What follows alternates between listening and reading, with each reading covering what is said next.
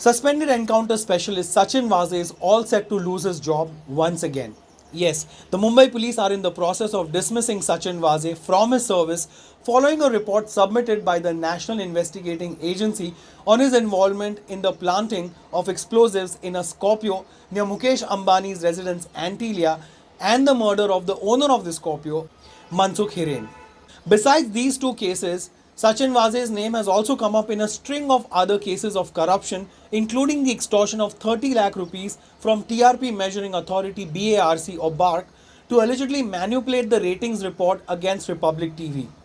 Now, according to media reports, Sachin Vaze used to tell BARC executives to wait outside his office for hours, even late in the evening, and then he would ask them to come back the next day.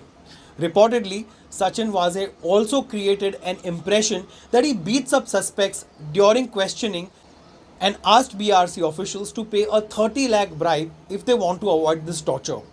So the Mumbai police will now invoke provisions of Article 311 of the Constitution to dismiss Sachin Vaze altogether. This article deals with dismissal, removal or reduction in the rank of civil servants.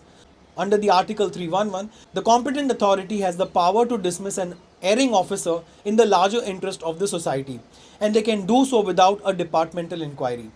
In the normal course, of course, a departmental inquiry is a must.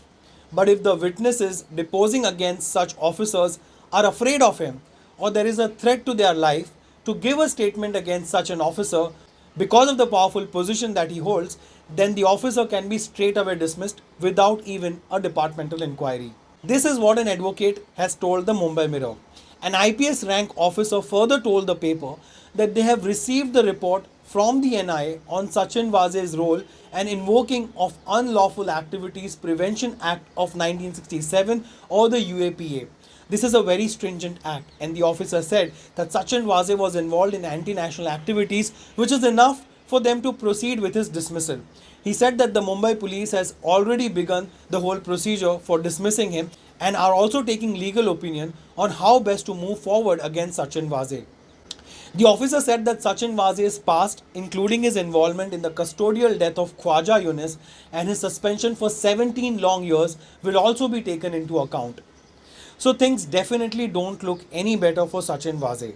Now what makes his future even more bleak is the fact that yesterday Mumbai police suspended Sachin Vaze's former colleague, Assistant Police Inspector Riazuddin Qazi.